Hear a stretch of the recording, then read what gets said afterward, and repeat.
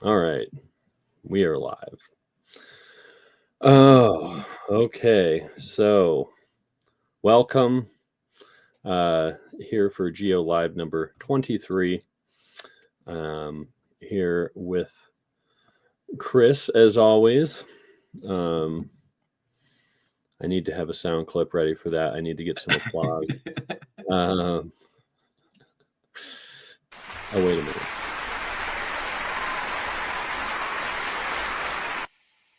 All right. And yeah, we don't have necessarily anything on the agenda to talk about today, but there have been some developments I think are worth mentioning in the co-op world. One of them, big one, is some shenanigans with the REI board election. I don't know if you saw this, Chris, or have been watching it, but the REI, which is a consumer cooperative, their employees, or a lot of their workers, have been unionizing, and unionized employees have they were running a campaign asking members for this current board election that's going on at REI, asking them to mark withhold on their ballots because they had their own candidate that they were trying to get on the board, and the REI, the board, apparently suspended that candidate. So they're trying to get people to say, I'll just read here from Cascade PBS. It says, unionized REI employees are calling on members of the outdoor retail co-op to vote no in this year's board of directors elections after the company excluded 2 union-backed candidates from the ballot. Now, one of them is Greenpeace advocate, Greenpeace or chief program officer at Greenpeace, and the other one works at 350 Seattle, a climate nonprofit. Let's see, here's the quote. REI gamed the rules so they can keep anyone they don't like off of members' ballots, said Sarah Sharon, chief of staff at UFCW 3000, which represents unionized REI workers in Bellingham. We are sending REI a message by voting no in their board election and demanding that REI respect the rights of its members and workers. So unfortunately, it seems like it's kind of just standard consumer co-op, kind of anti-union activity. And so anyway, if anybody is an REI member and can vote in this election, on our website, we got a link to that article about it, and you can see what they're asking to do. I am an REI member, but I am not a current member because they changed the rules last year, I guess, to make it so that if you haven't purchased anything there in the last year, you're not active, even though you have a lifetime membership. So, and if you're not active, you can't vote. So, yes. So at any rate, more kind of shenanigans from REI. First, it was just doing regular union busting, and then when that failed, most places that tried to unionize, now they're just trying to keep the board members free of any union supporting people. So, yeah, I'm looking at the REI website, and they have quite a bit to say about this. I feel like the last time I was looking at their website, it's the rrei.com. I think that's correct. Mm-hmm. It looks like the one I've contacted in the past. I feel like maybe it was the same way, but it doesn't seem like they're really showing where the union efforts are. And I suspect that's because of repression. That's my guess. On the REI site, you mean? They're not saying what's rrei.com? Yeah. The REI union site, yeah. I don't know. Maybe Oh, you can see it. REI Union site? Yeah. I mean, Yeah. okay. I was just on the REI store site, their co-op site. And yeah, they're not mentioning, of course, there who's unionized and who's not. Well, shout out to the Chicago folks, Chicago REI workers who are unionizing.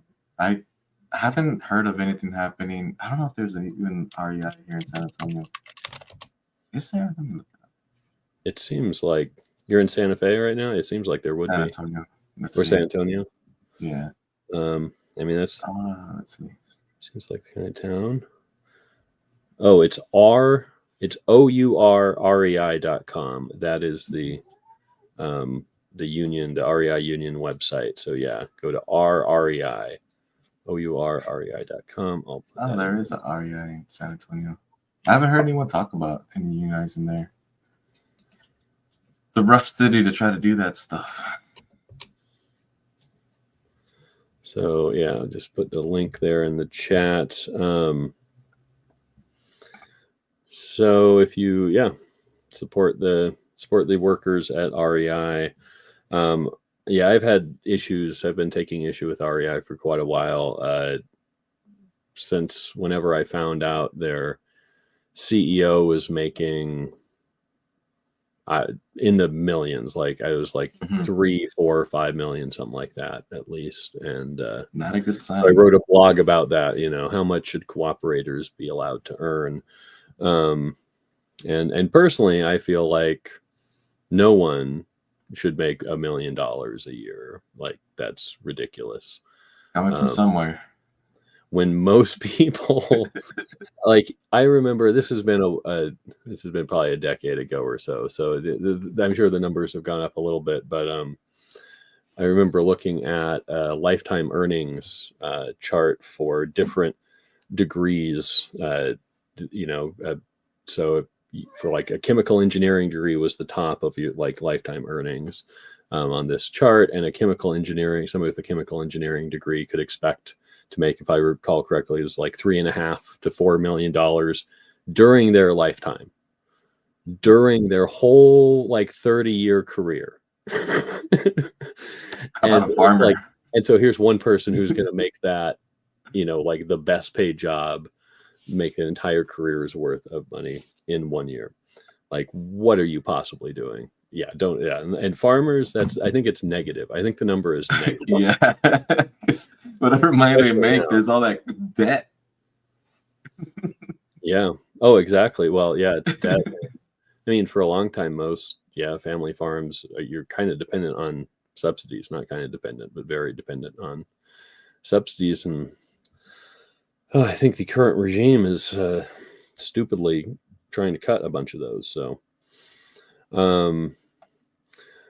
but yeah, so that was one of the news items, and from the co-op world, I just wanted to make sure we touched on at least, let people know that REI is a co-op, and it unfortunately, I mean, this kind of shows some of the kind of anti-democratic things that can go on when you have a board that has a lot of power in your co-op. If they have the power to keep board members off of a ballot, board candidates off of a ballot, it's a problem. It becomes a question of how there can be any accountability, right?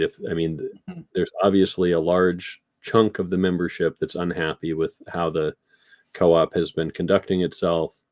They've attempted to, remedy that situation through this, they're first unionizing and now running a board candidate, and then they're not allowed to do that. It's like it starts to become a question of, is there any meaningful democracy left in REI, right? If the members can't run a candidate for the board, and the board makes all the decisions, as well as the management, of course, like, where is the democracy at, really? So where's the co-op? Who's the co-op? Yeah, and if there's no meaningful democratic oversight, then it is not really a co-op. And it seems kind of ironic. I think it feels like they really branding themselves as a co-op more. Well, maybe it was about the time that I looked up what their CEO was making. I don't know if they started. They probably didn't start paying their CEO in the millions at the same time they put the co-op back on the logo, but yeah, it does seem like ever they put co-op on the logo, they started really promoting that as part of their identity, and then they had the union campaign that they immediately tried to crush. So yeah. All right.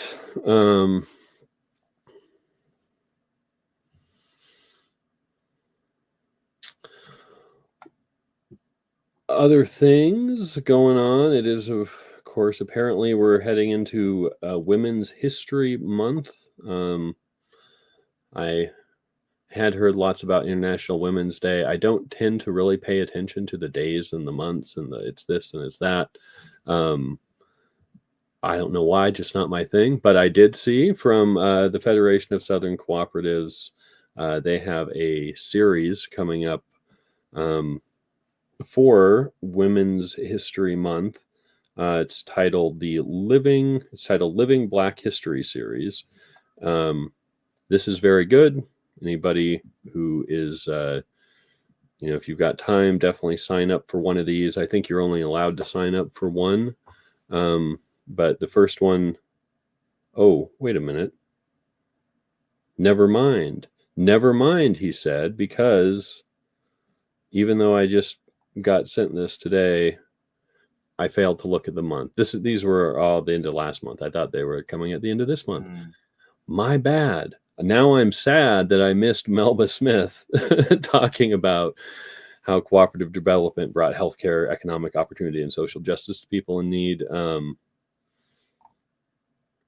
Well, because she was, if you've ever heard Melba Smith talk, she is great and has a long history of doing very grassroots co-op organizing.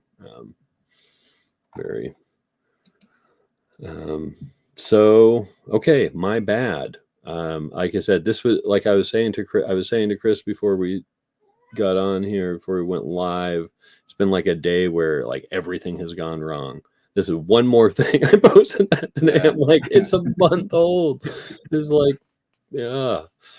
Why? Okay. I wouldn't mind turning in early, like going to sleep for the day to reset.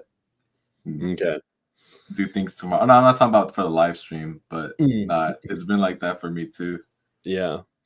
Well, my day started out with one of my neighbor calling and telling me about her toilet. She's got like a clog in the sewer, like drain underneath the house, and not like an easy thing that you can just like run a snake down the toilet, but like there are roots growing into the the sewer pipe.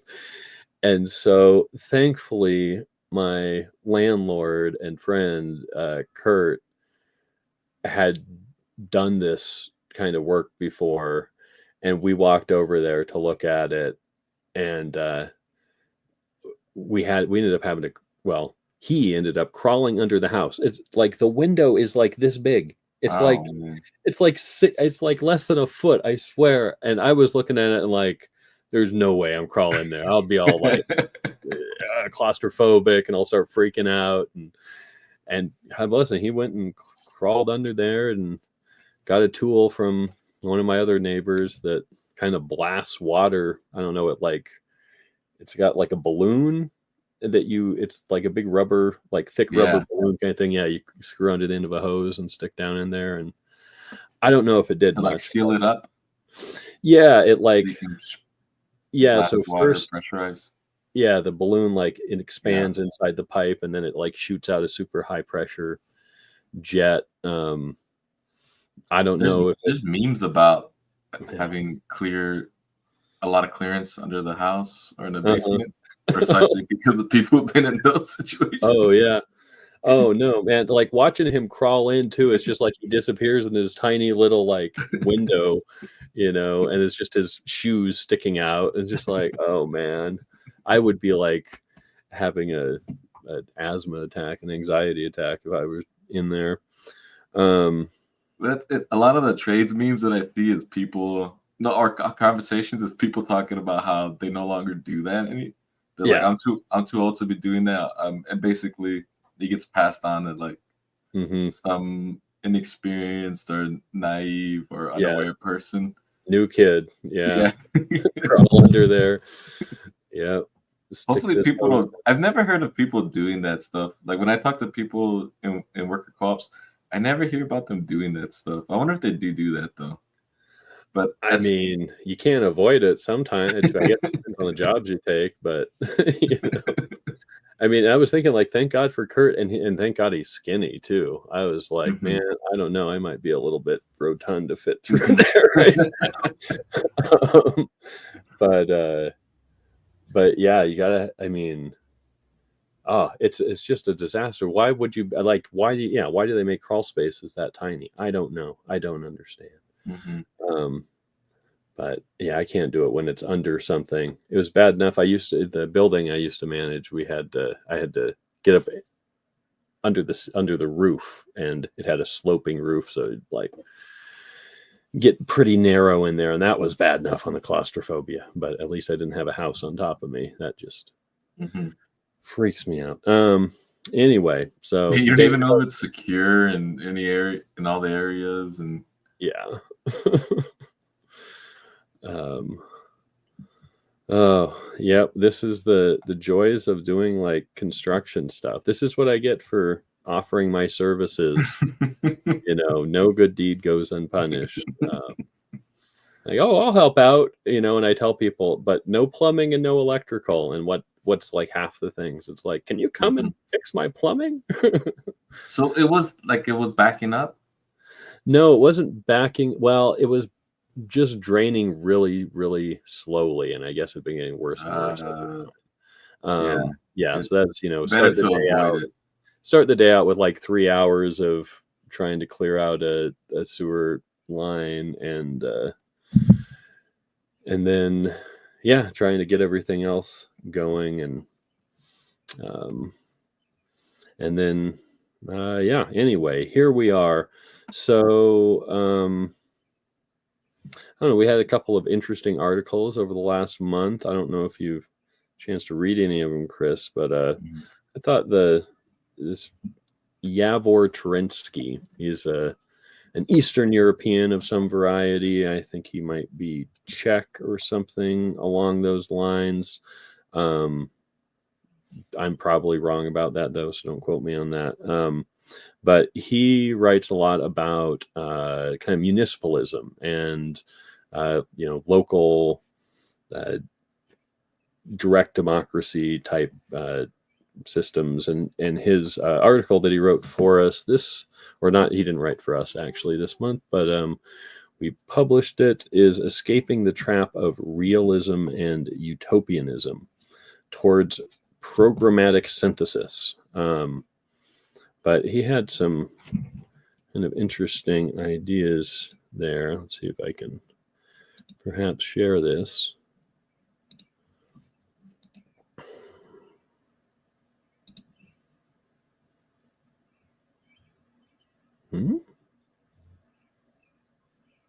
No, that one.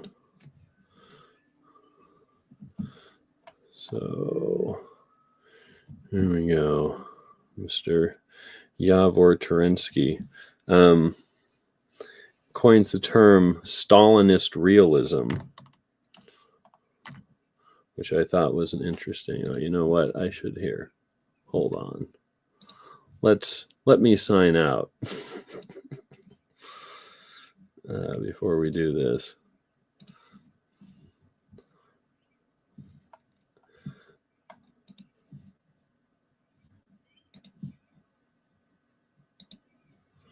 So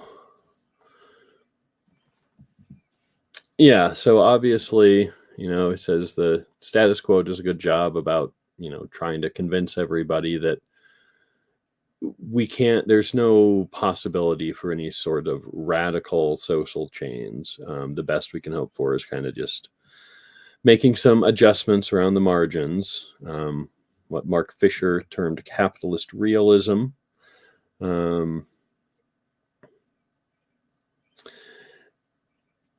And then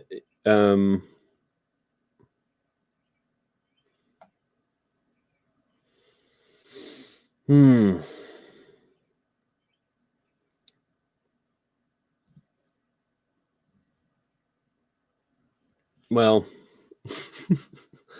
they say so. On there's all right. I don't even know what I'm trying to say. Like I said, today's been a rough day, long day. Sorry, I'm like I just scroll down.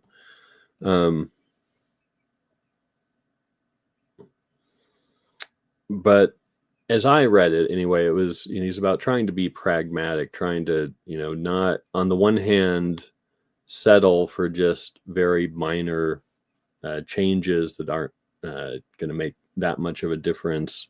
But without, on the other hand, like trying to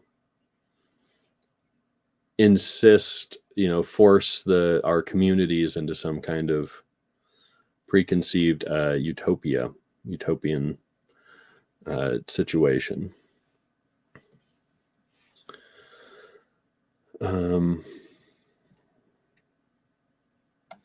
So let's see. He talks about Stalinist realism, coined by psychoanalyst Ian Parker. According to him, capitalism and the kind of capitalist realism that tells you there is no alternative was mirrored by Stalinism and a Stalinist realism that tells you that the only alternative is oppressive and controlling. As an ideological force, Stalinist realism insisted that the only reality was either capitalism or bureaucratic control, that these two systems should peacefully coexist and not interfere with the functioning of each camp or part of the world. If you took sides, you were told, it is with one side or the other, either with capitalism or with the bureaucracy. So he's arguing against, of course, this type of realism. We can conceivably have, we can save ourselves from the capitalism without falling prey to the bureaucracy.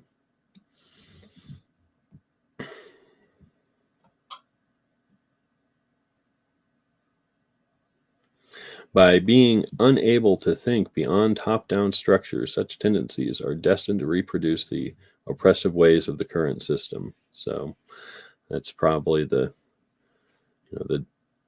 kind of connecting tissue between these two ways of looking at things.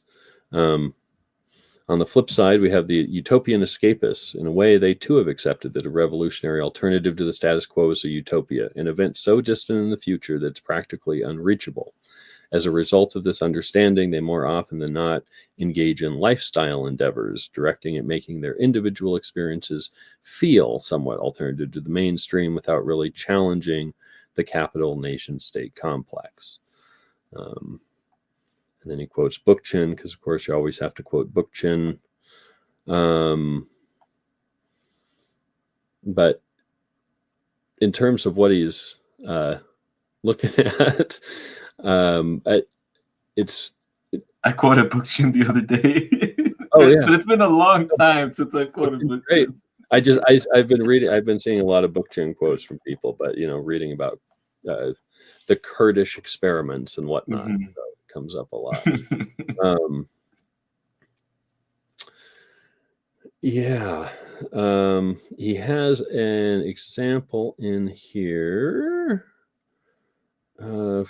from neighborhood assemblies. One practical example of this approach can be found in the Slovenian city of Maribor, maybe. For over 10 years, there has been the so-called Initiative for a Citywide Assembly. It is focused on organizing and sustaining nonpartisan, self-organized municipal assemblies in the city. So far, the initiative has around 10 assemblies in different neighborhoods that meet regularly and are attended by common citizens. It pushes for these grassroots institutions to be accepted and recognized by authorities as a standard form of communication and collaboration among people, giving them a voice on matters that affect their locality, as well as the right to exercise participatory budgeting. What they aim at is the real-life reclamation of power by local communities. This goal represents a synthesis of the long-term striving for direct democracy, where institutions of the people replace the bureaucratic state with the more immediate one of empowering citizens in the here and now by setting up the proper tools with which to begin having some input on local decision-making processes. So that's kind of the nut of the article there. That's kind of his thoughts.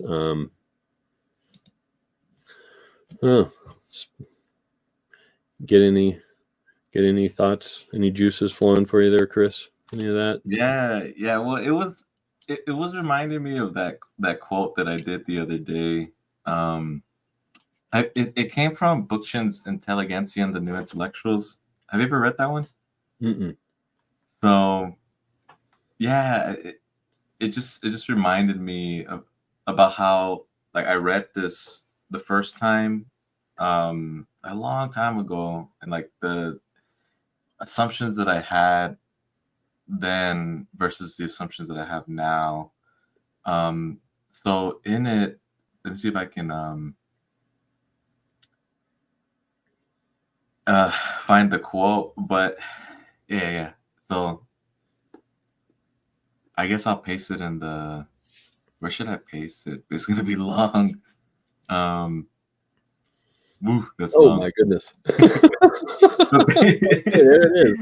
But basically, Bookchin was saying that one of the problems that he found that was taking place from like when he was younger and looking at movements prior to him as well was that there was this the culture of people was beginning to change to where they thought about like changing the world is something that you do after you establish a career.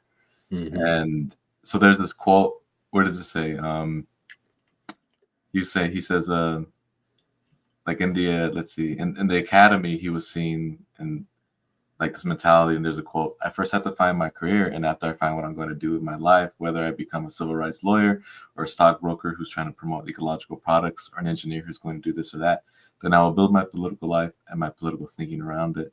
And he goes, well, this is different from how people, like he says, a tremendous tradition which says my career is to change the world, and anything else that I do, whatever work that I do, whatever I engage in, will be subordinated to that and will be used primarily to support that.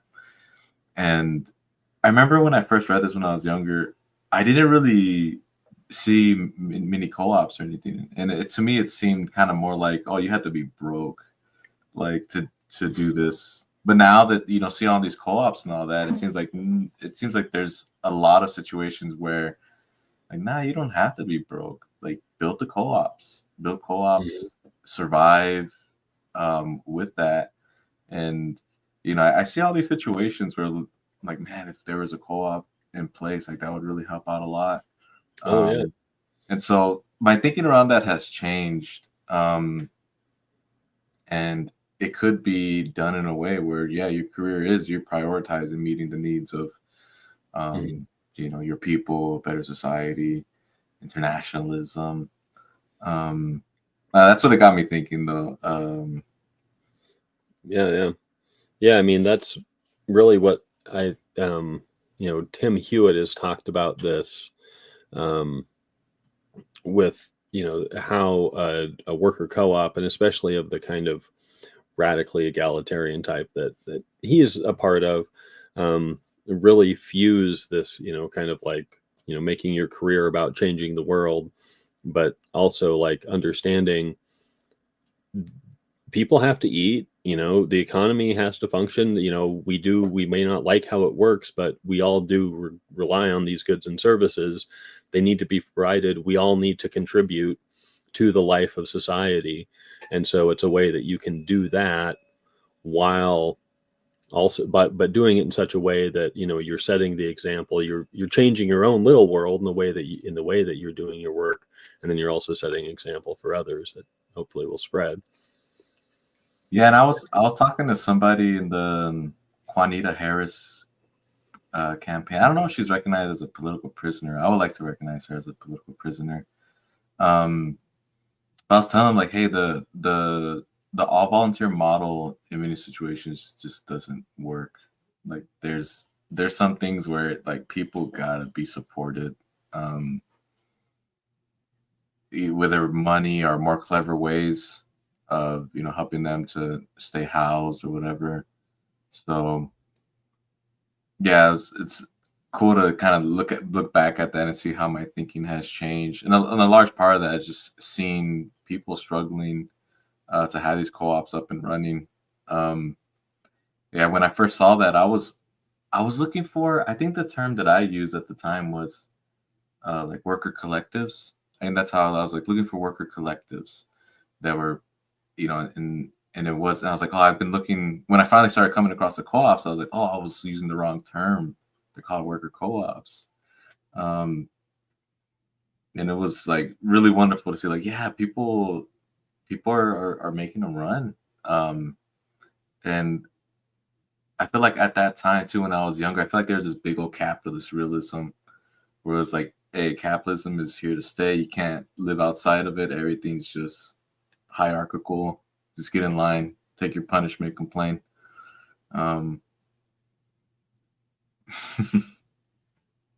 Like a moment where I realized I've aged quite a bit.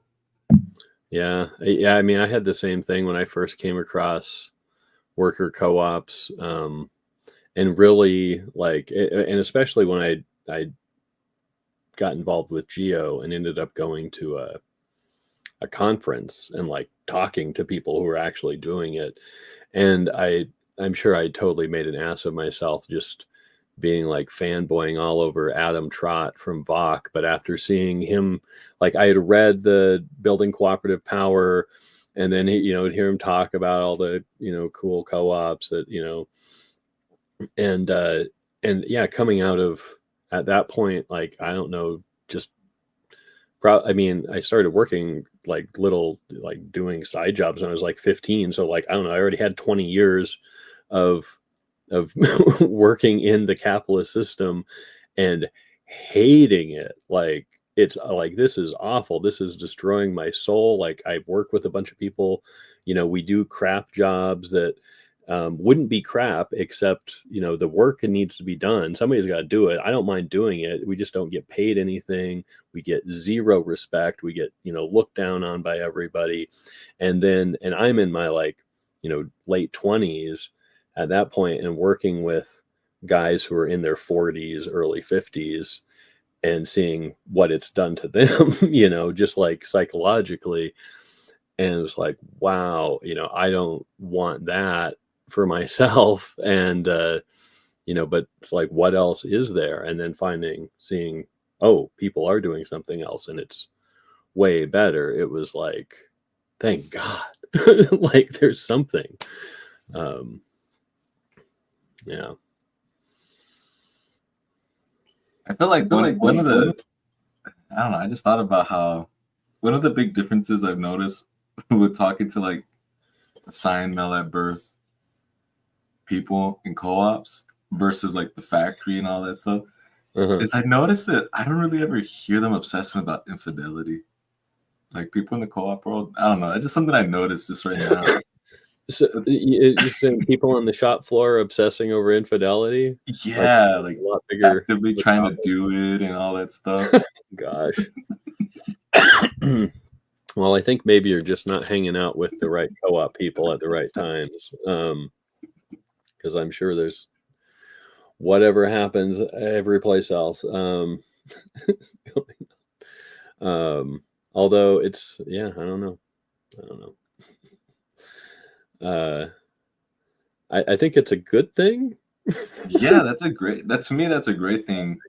I don't know. I feel like there's just, you just kind of run into more respect. I feel when talking to worker co-op folks, and Mm-hmm. I mean, I do come across issues, but I think that's why it's hard to lure me back to these hierarchical workplaces. It's like so many reasons why not to go back. Like less, yeah, like kind of misogynistic sort of talk and stuff like that. All right, with it. Yeah. Yeah. Oh yeah, for sure. Oh man.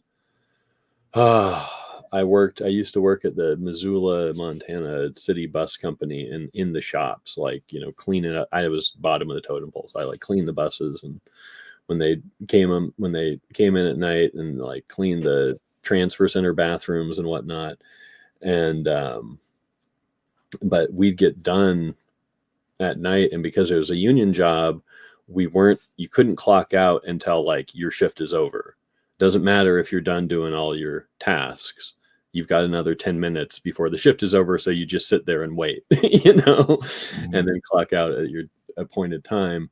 And there was one of the mechanics who would just tell the worst, most like misogynistic jokes, and they were all just misogynistic. They were all about like his ball and chain, and it wasn't, I mean, yeah. And it's like at some point a couple of us complained about it. We're all guys back there, but I mean, even us were sitting there, it's like nobody really wants to hear this.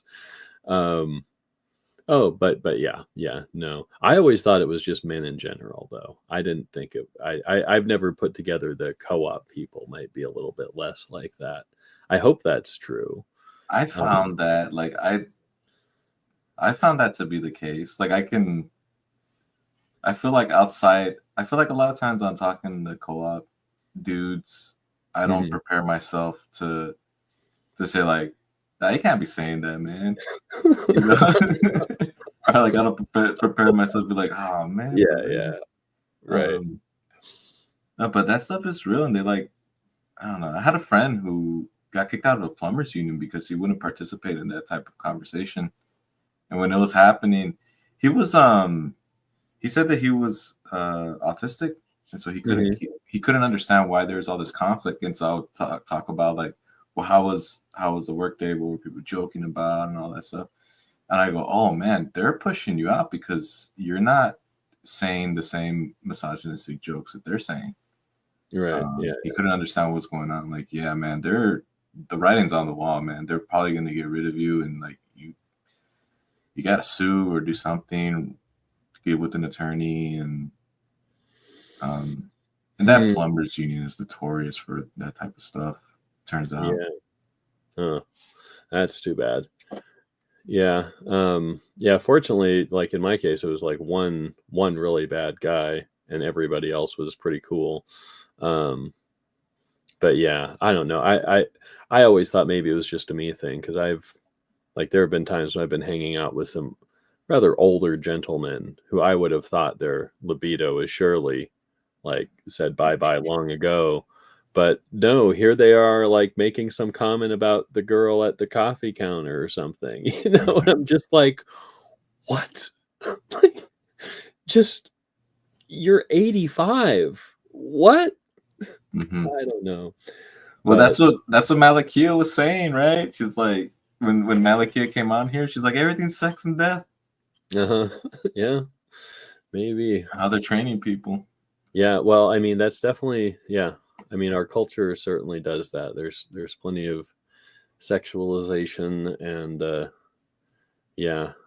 misogyny all over, but not so much in the co-op world. At least less. I certainly couldn't say that there isn't any at all. Because there are the bad apples, but even if it takes a little bit of time. I mean, everybody that I've heard nasty things about has gotten accountability. It maybe took longer than you would want, but of course you want like instant, immediate justice, and often the accountability is not as much as you'd hope. I mean, that's the problem. One of the issues is that, well, there are legal ramifications. You can't just necessarily want to go talking, saying, oh, so and so has a history of such and such. That can, I think a lot of people are worried about that, doing that kind of thing for legal reasons. But there is this kind of issue of, well, if somebody just got asked to leave from their last place because of sexual harassment issues, and then all of a sudden you see them getting a job at the next place. Yeah, I don't know. It's a sticky situation. On a personal level, I'm the kind of person who's like, you need to go and talk to them and just let them know, FYI, history. But I don't know how kosher that is, and it seems like that's one of our issues that we haven't figured out how to deal with. Like, people do, like, things do usually get talked about, and there is usually some accountability, but it's not like, public, and so somebody can be a bit of a pest someplace and then go just move across the country and get another job in the co-op field again. I wish we could visualize all the problems that do get solved, because sometimes but hey, one thing I've been wondering though is the panic over about a lot of the government we should talk about that. Well, I think maybe the panic is over a little bit about the registration, the business registration, Corporate Transparency Act. Because I mean, if I was reading correctly, it sounded like Trump just threw that out, which would make sense because, of course, he has a bunch of people who don't want anybody to know that they're the person who owns this company for their own nefarious reasons. So, like, if we get a reprieve from that as a silver lining, then so be it. You got to take what you can get nowadays. So, but I don't know. That was like the one piece of good news that I've seen come out of this administration is like, oh, well, maybe the thing we were all scared of isn't going to happen. I don't know. But there was also, I've also been wondering, hey, what's going to happen with the IRS workforce being slashed? Like, is it going to make it easier for us or harder, right? Who's really going to, because on the one hand, some people are like, oh, that's awesome, man. That means I can slack on some of this stuff, but man, when you need them for something that you can't go forward on without their absurd approval. It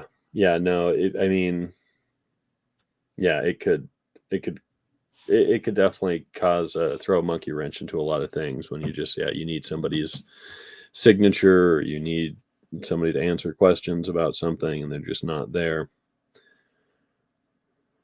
I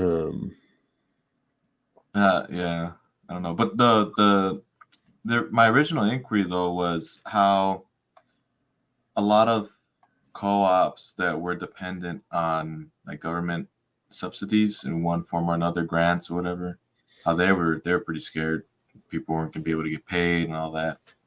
Yeah, well, I think they probably should remain so. I mean, I don't know, being scared, but that's still an issue for sure. I think it really highlights something that some of us have been pointing out for a long time, but it doesn't seem to be a very popular message ever, which is we should not ever depend on government money ever, because politics, things change. This is where I differ. There are lots of places where I differ with Gar Alperovitz, but this is like a big one. His story of how he got into worker co-ops is, back in the Carter administration in the 70s, trying to, cooperatize the steel mill, and they had all the, support from the government to do that, and they were going to get money from the government, from the feds to convert the place. And then Reagan got elected and they lost all their money. And to me, the takeaway from that and many other similar stories is this is why you don't depend on the government money. If it's a windfall, if it's a handout, if it's something that's super easy and it's not mission critical and it's just a little extra, whatever, take it. I'm not saying never ever take any money from any government, but you cannot be dependent on it, because this kind of stuff can happen and overnight you can lose it. It's also the problem with depending on foundations. Same problem with depending on money from rich people. They can change their mind overnight. One little thing changes, and your large grants that you've been depending on to run your organization for years are just gone. And I've experienced that one directly. So, yeah, There was very important. One of our favorite cooperators was saying like, "Hey, GEO should do an event on the thing because GEO's kind of like the only one who talks about this stuff, and it's like that's uncomfortable. But like it's already unacceptable how people were unprepared and who's getting impacted, and it could be worse in the future." So I don't know. I was thinking about that. Like, what would be a good event? Maybe like, hey, are there any co-ops out here that feel pretty good about or who weren't that impacted by this freezes, and what can we learn from them or something? Yeah, well, I would think I always go to the Arizmendi Association, but I do think they're such a great model and that we should all be learning from them. I don't think they've been affected. As far as I know, they don't. I mean, they're all self-funding. They have their own revolving loan fund to fund their expansions and repairs, and yeah, I mean, I'm sure there are plenty of co-ops who are, not going to be directly affected. I think everybody is going to be indirectly affected just because of the economy is going to tank. I think we're seeing just an engineered recession is what I think, and the people who I follow are seeing. I don't know if you're familiar with the history of the Soviet Union and like the immediate fall of this after the 1991, 92, 93, when the Chicago boys went to Moscow and remade their economy. So how Russia went, it used to be that the Soviet Union kind of owned all of the means of production, basically all the factories and everything. Well, when the Soviet Union came apart, a bunch of American economists went over to Russia to help them transition into freedom and democracy and capitalism. And how they did that, taking this previously state-owned industries, instead of giving shares of the company to like everybody who works at the company or something like that, or turning it into a co-op, they just literally gave the factories to insiders. Like it'd be some top manager, and they'd be buddy with the economist. And they're like, "Hey, you want this factory? Oh, it's yours now. There you go. Now it's in private ownership." Yeah, that's how they ended up with the oligarchs. But they did other things like devalue the currency by like several 100%.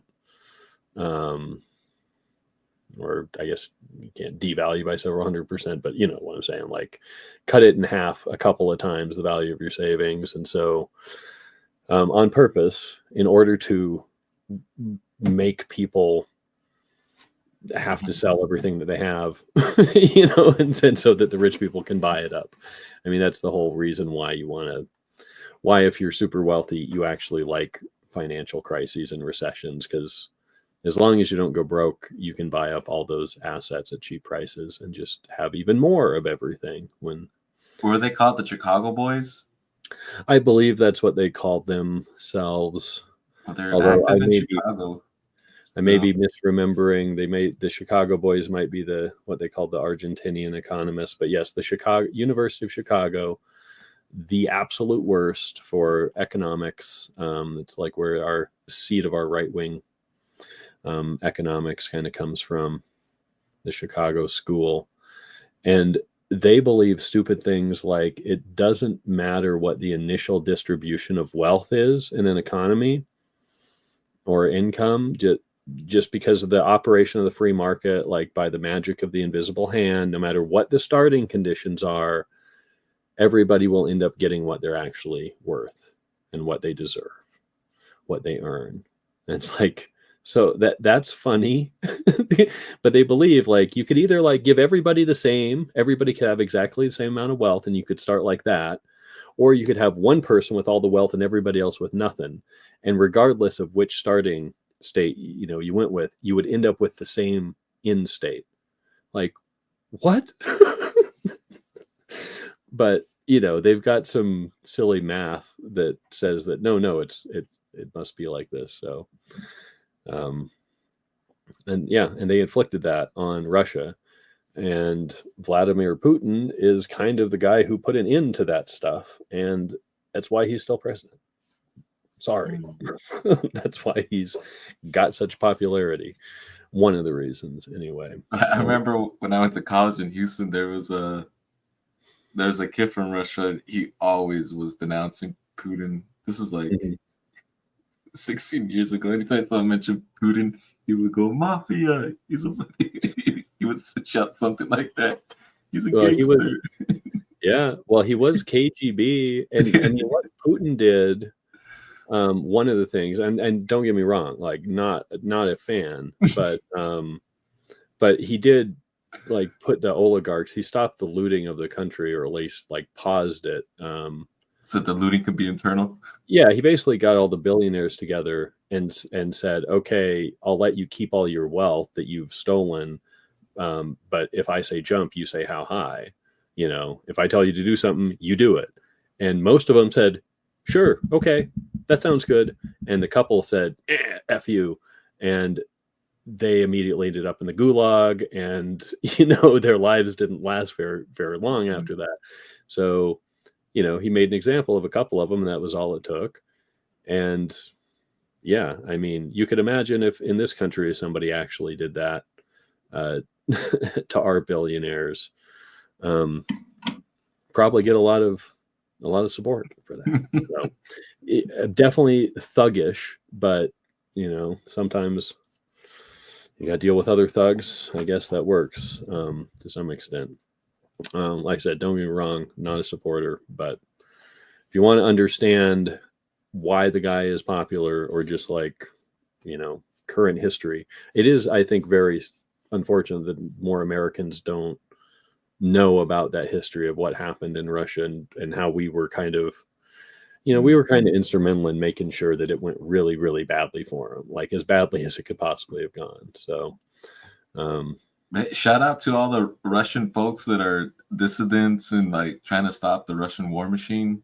I don't really ever hear about them in the news, but it always warms my heart when I see that people are still at it. Oh, dude, we all have to be stopping our war machines, right? It's like, that's the only way to stop wars, like, as everybody needs to stop showing up. Like, this is ridiculous. They can't do it without us. So, yeah, do it on our side too.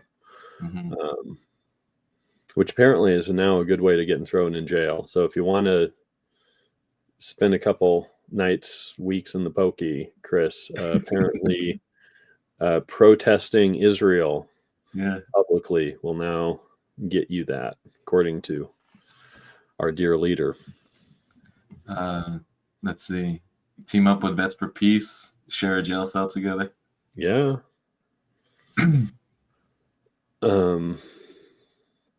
Yes. No, it's time. What I think actually, I don't know. I think what we should be doing right now is we need to understand that we should be learning from other places right now. Like I was thinking about this, after USAID, which I hear that the Supreme Court just saved USAID, but as they were getting, that didn't make sense to me. As they were getting shut down, rebranding the empire, it was basically Trump saying, like, we're not doing any more of the nicey empire stuff anymore. Like, it's just straight up gun to everybody's head. And I think not everybody agrees with that. But it was like, I think maybe we talked about it a little bit, but Rebecca Kimball had left a comment on some article that included this something about USAID. The USFWC had partnered with USAID, or they got a contract or something to go to Africa. I can't remember which countries, to teach people about worker co-ops. and about cooperation. And it's just like, to me, that is the most ridiculous thing ever, to think that any American is going to teach any African about co-ops. Like, pretty Giving sure it needs to Elon go Musk the other direction. ammunition. Like, if you are an American, I don't care what color skin you have, what your ethnic background, you're an American, you grew up in this country, trust me, you are super individualistic, and everybody else in the world is going to be just like, have a more cooperative culture than you, right? So we should be learning from them, if anything. But she had the other way around. But Rebecca thought this was a little bit silly too, and she said, USAID has a long history of, being involved in some pretty nasty, like, imperialist stuff, and just being kind of a front for our intelligence agencies and whatnot, and we shouldn't be associating ourselves with them. And then, righteous. Yeah, and then it goes and gets shut down, right, by the Trump administration. Yeah, that didn't make sense to me. Which now, though, is like, again, for people like Rebecca and myself who have been aware of USAID and like how it's like, I don't know if you ever saw the movie American Gangster with Denzel Washington. This great movie, but at the beginning of that is like Denzel Washington is this up and coming gangster, and he's like with like the boss who's kind of showing him the ropes, how you do this thing, and it's Christmas time or Christmas Eve, and he's got a big truck, and in the Brooklyn or wherever, and they're handing out turkeys to everybody, right? The mobster. Why is the mobster handing out turkeys to everybody?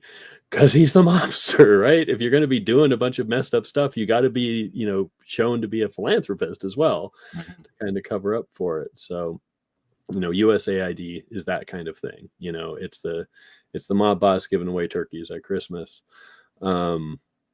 Speaking of Turkey, Turkey, the country, has been a long-time recipient of USAID. Yeah. And it's like, they'll do some good things, but the reason that the reason those programs exist is not to help the people of those countries. Like, I'm sure the individual, like, people working in USAID who are doing their vaccination programs or their public health programs or whatever in some country, they're all about that, and that's all they care about. Granted. But the reason that the whole that we're there in the first place is like the mob boss handing out turkeys. It's to try to, it's trying to make ourselves look good and also have an in. So, if we need to put a few spies in there, you already got some official agency they can be part of to come in. And there is a long history of CIA using USAID programs as cover for their own things. Including some vaccination programs. That's pretty messed up in Pakistan. Like, they were doing genetic sequencing of people, and they were looking for Obama under the guise of giving vaccines. And guess what? When that news came out in Pakistan, a whole bunch of people all of a sudden became anti-vaxxers. Yay! Good job. I didn't mean to laugh earlier. What I was laughing at, though, is like, it's good that, like, I wonder how many GEO episodes we've had where we're talking about the CIA. Yeah, no, yeah, not many. Here we go. Maybe we should stop. But I think it's important because, again, I guess it kind of ties back to, you were saying, like, should co-ops be taking money from the government? Yeah. Well, working with USAID, that is very much so.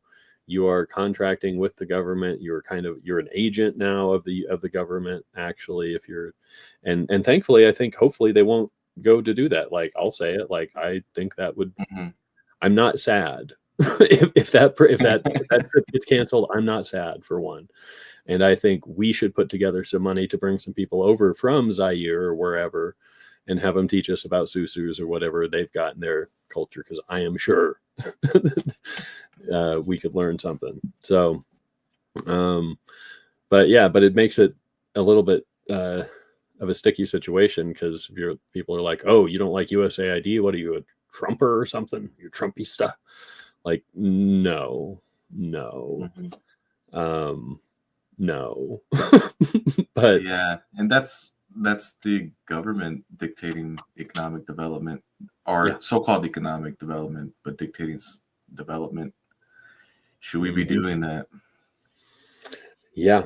And and there's, with a certain class of people, and I would say, for lack of a better term, the professional managerial class types,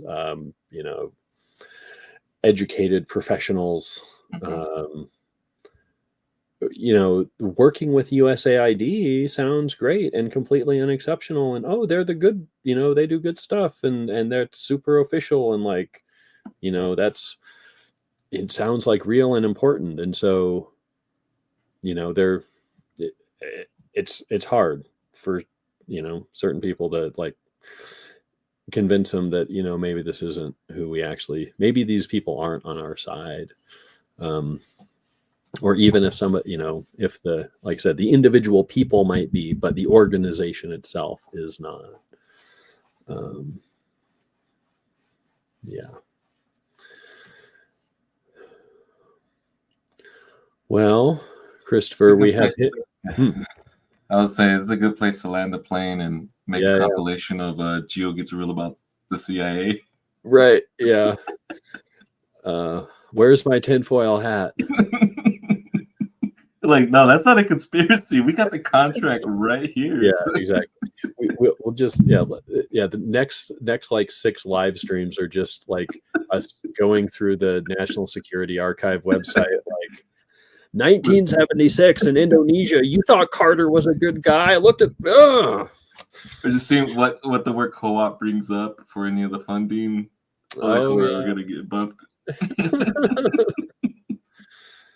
Well, I mean, we don't need to. We know that plenty of funding comes from Citibank. That's bad enough.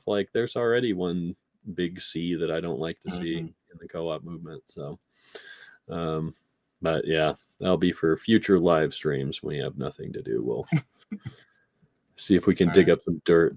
All right. We'll see you next month, possibly with a guest. So let's hope for that. Otherwise, good night.